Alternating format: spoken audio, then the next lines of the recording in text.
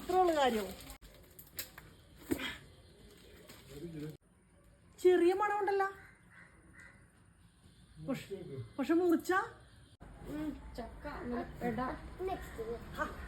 ഞാൻ മുറിക്കാം.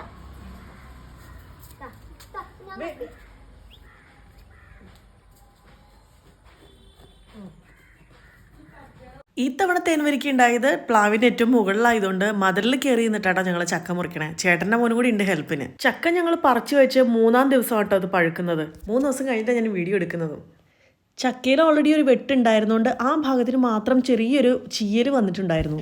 തേൻവരിക്ക മുറിക്കുമ്പോൾ തന്നെ ഒരു അഡാറ് മണമായിരിക്കും കേട്ടോ വരുന്നത്. സൂപ്പർ ടേസ്റ്റും അടിപൊളി മധുരവും. ക്യാമറാമാനിൽ നിന്ന് കൊതി കൂടണ്ടെന്ന് കരുതി അവൻ ആദ്യം തന്നെ കൊടുത്തു കേട്ടോ. വീട്ടിൽ ഞാൻ നട്ടുപിടിപ്പിച്ച പ്ലാവ് വെറൈറ്റിയിൽ ഒന്നാണ് തേൻവരിക്ക. തേൻവരിക്കയുടെ മധുരമൊന്നും ഞാൻ ഇതുവരെ കഴിച്ച ഒരു ചക്ക വെറൈറ്റിയിലും ഞാൻ കണ്ടിട്ടില്ല. തേൻവരിക്കയ്ക്ക് തേനിന്റെ മധുരം തന്നെയാണ്.